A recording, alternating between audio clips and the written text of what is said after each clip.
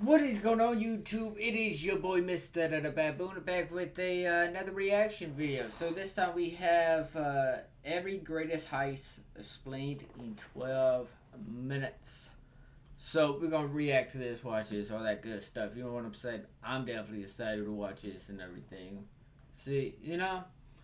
So if you guys want, definitely check the description down below. I will have the video and the channel link down below for you guys. If you guys want to watch it, you guys can. So,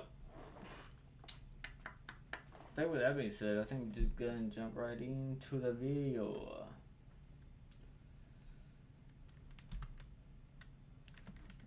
Hang on. I think I forgot to like the video. I did.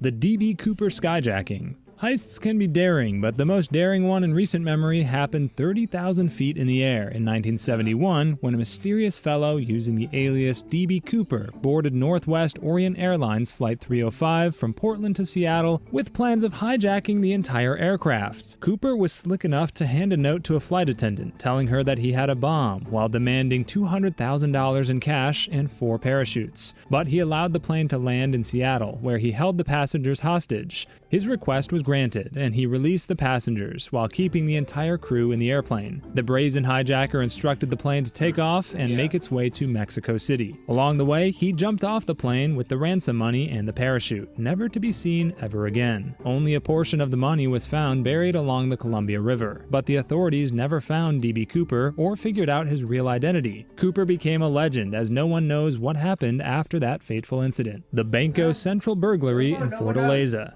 The Banco Central burglary in Fortaleza was the biggest. Well, at least to my knowledge, no one knows or anything.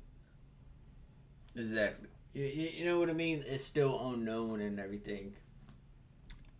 When was this uploaded? 12 months ago. Okay. Biggest slap to the face of Brazil, forcing the officials to reassess their security measures when in 2005 a group of thieves dug a tunnel that led them right into the vaults of the Banco Central, the central bank of the entire country. The tunnel wasn't just dug from outside the building's walls because it was 78 meters long and started from a commercial property disguised as a landscaping company. These crooks spent months digging a football field-length tunnel without arousing the authorities' suspicion. Of course, they escaped with around $70 million worth of the people's hard-earned cash. The heist's success troubled authorities because the perpetrators took advantage of security lapses to complete the heist. They proved that Brazilian authorities weren't too serious with their security measures, as no one even stopped to wonder why people were digging a tunnel under the central bank. After the heist, the thieves blended with the locals, hiding in plain sight to evade the authorities. Investigations were launched and the authorities arrested 54 suspects. However, only around 12% of the stolen money was recovered. The Hatton Garden safe deposit burglary. In 2015, a group of experienced veteran thieves decided they had one more thing to cross out of their bucket list. Nicknamed the Bad Grandpas, these senior citizens planned this London heist over fish and chips for months, finally allowing them to devise a strategy they thought was foolproof. The old-timers used their experience with heavy-duty tools to break into the Hatton Garden Safe Deposit Company vaults. They were smart enough to do it over the Easter weekend when most people were busy with Easter festivities. They also watched hours of YouTube videos to master their diamond-tip drill. Significantly, the grandpas spent weeks studying the building's schematics while rehearsing the heist. During the heist, they spent hours breaking into the vault, and one even had to take a break for his insulin shot. Initially, they failed to smash the security deposit boxes, forcing them to head home for a senior citizen nap. But they returned hours later with a hydraulic ram that allowed them to empty 70 boxes full of cash and jewels. In the end, however, their age was their undoing, because these oldies didn't understand the power of technology. CCTV footage caught the car of one of the suspects leaving the crime scene. The police bugged the car and overheard the men talking about splitting the money. They promptly arrested them soon after and sent them to prison, where they would live out the rest of their days. The Great Train Robbery. During the 60s, Britain saw a movie-like series of events, now known as the Great Train Robbery of 1963. A crew of around 15 people, led by... Let's see, this is my first time hearing about this one, I think, the Great Train Robbery. And this was my first time hearing about this one as well, with, like, I never heard about that until now. Same with that, though. I never really heard of that. At least to my knowledge. I don't think I've heard of it. So far, the only one I've heard of is the DB Cooper one. The ones that we've seen so far, I haven't heard of. Bruce Reynolds figured they could make some extra cash by orchestrating one of the most ambitious heists. Their target was a mail train full of money traveling from Scotland to London. The crew did their homework and knew where the train would be when they stopped it in the middle of the night to steal £2.6 million. The heist made such a massive uproar in the country that cops were pressured to go on one of the biggest manhunts in history. Media men, of course, had a field day covering the story, turning it into the talk of the town. Reynolds and his crew knew they needed to be slick enough to outrun the long arm of the law. However, one of their accomplices failed to destroy DNA evidence, allowing the police to pinpoint Ronnie Biggs. Well, the gang's all here. Let's hit the road. It's the Disney Plus blockbuster offer. That's right. $1.99 as one of the robbers. Biggs and 11 other accomplices were caught shortly after that and were tried and sentenced. Ronnie Biggs eventually escaped from prison to go to Brazil, where he thought he could evade the law due to a lack of extradition treaty with the UK, making it clear that Brazil could not ship him back home for his crimes. Biggs launched a music career in Brazil and evaded imprisonment in the UK for over 30 years. In 2001, Biggs returned to the UK and gave himself up to the authorities, saying he missed his home country. He was released 8 years later in 2009 on compassionate grounds because he was old and ailing. The Isabella Stewart Gardner Museum heist. Two thieves methodically robbed the Isabella Stewart Gardner Museum in Boston to pull off a massive heist in 1990. They stole 13 expensive artworks, including pieces by Rembrandt and Vermeer, which were never recovered or heard from again. Dressed as cops, the thieves tricked the guards into letting them in by telling them they were responding to a disturbance call. They immediately subdued and threatened the guards and their families. With security incapacitated, the thieves made their way to the art pieces. They tripped motion sensors, but were confident enough to pull off the operation without any trouble. The heist stirred the pot because the stolen art pieces were valued at $500 million. Like the Ocean's crew, the thieves vanished in thin air, as they left without ever leaving a shred of evidence for the police. The popular rumor is that the thieves were protected by an international smuggling operation, allowing the perpetrators to vanish. Authorities launched an investigation into the local mafia, but were unable to pin the crime on them. The museum offers a $10 million reward to the person who solves the case. So if you want to change career paths, add art detective to your list of job prospects. The Antwerp Diamond Heist. Antwerp, Belgium is known as the Diamond District. Diamonds from all over. So those paintings still haven't been found?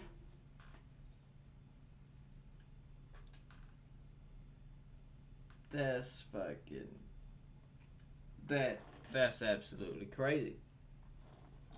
Like, I mean, estimated what, like, they said... I think they said, what, like, 500 million, right? Oh my god, that's a lot of money.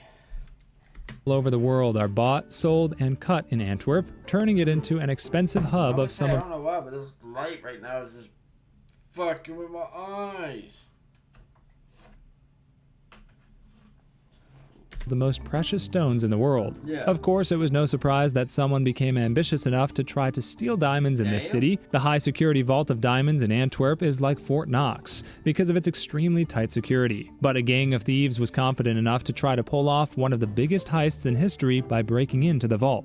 It was a detailed heist that they pulled off through trickery and deceit. One pretended to be a diamond merchant, frequently visiting the vault to gain the security's trust while surveying the diamond center. The group also practiced with a full-scale replica of the vault, designed with the help of an insider diamond trader who's seen the vaults. They sprayed the thermal sensors with hairspray, meticulously evaded the security cameras using blind spots, and covered them with plastic bags. Ultimately, they managed to steal diamonds worth over $100 million by bypassing the vault's magnetic lock using an aluminum plate and replicating the vault's key using video footage. Leonardo Notarbartolo became the prime suspect when his DNA was found near the crime scene. Notarbartolo's arrest was the key to identifying the other suspects, as they were all tried and sentenced soon after. The Brinks-Mat robbery, a heist that went wrong for the people involved, happened at London's Heathrow Airport in 1983. The gang of thieves broke into the nearby Brinks-Mat warehouse and realized they had hit a literal gold mine. They initially went after the cash in the warehouse, but found and stole nearly 7,000 gold bars and diamonds, Damn. estimated at around 26 million pounds. The thieves Shit. subdued the security guards and doused them in gasoline before threatening to set them on fire. The criminals escaped with the loot, but became the subject of an extensive investigation that the media followed with great interest. Authorities used the gold bars to track down the thieves by going to goldsmiths and tracing where they got the gold bars. Several arrests were made, but violence followed the wake of the robbery when the perpetrators got involved in subsequent crimes to settle scores with different people and protect their interests. Several related murders happened, including one of the investigating detectives and several people who benefited from the Shit. stolen goods. The media dubbed the subsequent violent act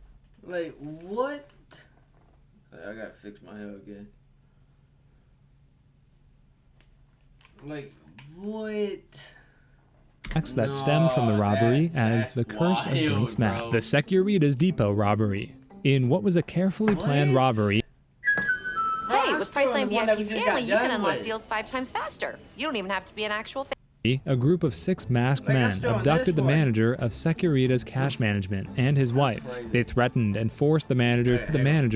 In what was a carefully planned robbery, a group of 6 masked men abducted the manager of Securitas Cash Management and his wife. They threatened and forced the manager to access the Tonbridge, England cash depot. From there, they tied up the staff and stole a whopping £53 million in what was one of the largest cash robberies in England's history. They also stole the CCTV footage to cover their tracks, thinking this would be enough for them to live comfortably and without fear for the rest of their lives. Instead, they underestimated the police and what they were capable of. The authorities quickly launched an extensive investigation involving forensic evidence, such as DNA and fingerprints, while conducting surveillance operations on the suspected individuals. The investigations led to the arrest of a mixed martial artist named Lee Murray, who could have earned millions had he focused more on his MMA career. Murray and his accomplices were caught, but only a tiny portion of the stolen money was recovered. The Harry Winston heist. Harry Winston is one of the biggest jewelry stores in Paris. It's the center of bling in the city and is known for some of the world's most expensive and glamorous gems.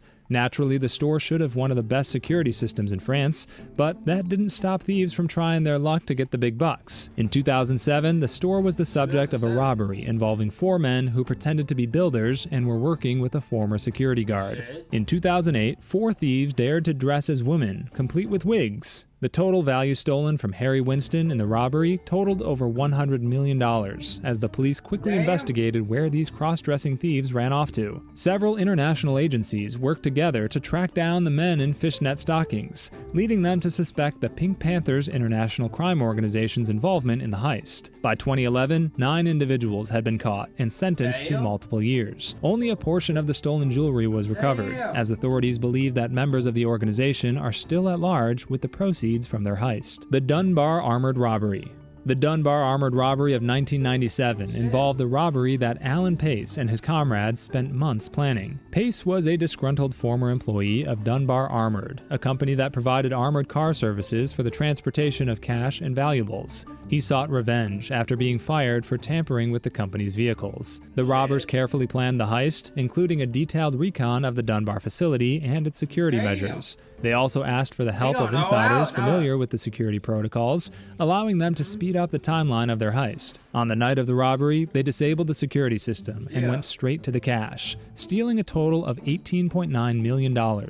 Pace and his gang escaped the scene successfully and tried to keep a low profile for months by laundering the money. Their lawyer tried to hide their wealth by using it on properties, cars, and company stocks. But one of their accomplices made a critical error when he used his money to buy real estate and paid the broker the same cash he stole from Dunbar Armored. The broker saw that the cash he received had their original branded currency straps, which convinced him to go to the police. This mistake proved to be the gang's undoing, as the investigators put the pieces together to arrest Pace and the rest of his accomplices. The Millennium Dome Diamond Heist. In 2000, a gangster named Raymond Betson targeted the Millennium Dome exhibition in London. He gathered a crew to snag the Millennium Star Diamond and other precious items on exhibit. It wasn't the most spectacular heist because Betson wasn't skilled at subtlety. The gang had one of the wildest ideas by driving a digger right through the walls of the Millennium Dome. What? What?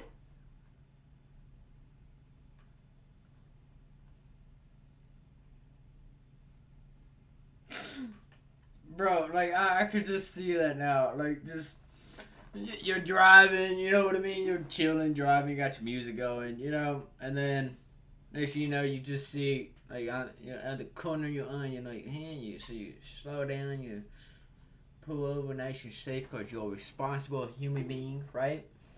And then you're like, what is that doing? Holy shit! Like, what the fuck do you do? You're just minding your business. Next thing you know, out the corner of your eye, boom!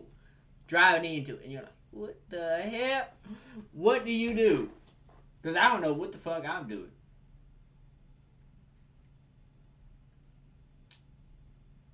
But damn, wouldn't that be a sight to fucking see? Creating a scene. That'd be a fucking story to tell, huh?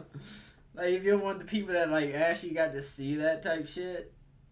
Oh, man. That would definitely be a story that to no tell. one could ignore. They also smashed through the glass cases to try to steal the diamonds and other expensive jewelry in a straight-up robbery that was far from methodical and meticulous. But while it appeared like a clumsy crime, it was a carefully planned heist that involved disabling the security systems and outsmarting the guards. The crew even had a getaway boat ready as they tried to steal over 200 pounds worth of jewelry. Unfortunately for the robbers, the police closely monitored the gang's movements before they even entered the dome. They only arrested them when the robbers were close to the jewels, as they were more concerned about public safety. Betson and 6 other members of the gang failed in their attempt. They were soon tried and sentenced to prison after the arrest. Shit. Well, damn. I would say that was definitely a good video. Let me know what you guys thought on that. I would definitely have the video and the channel link down below in the description if you guys want to go check it out. You guys definitely need to go check it out because I think I might actually subscribe to this channel. You know what I mean? So that way we can get some more videos. So, react to some more this channel videos. I think that could be fun. I'm down. Let me know what you guys' thoughts are. That's going to do it for this video. Hopefully you guys did enjoy all that good stuff. Like I said before, make sure you guys do go check out the channel, the video, you guys yourself. It will be down below in the description. So, you guys want to check it out for yourself, you guys can. The channel for yourself, you guys can. That is going to do it for this video. Hopefully you guys did enjoy. Positivity is key, motivation is key, happiness is key. I will see you guys in the next video. You guys stay safe, watch out for each other. I'll see you guys in the next one.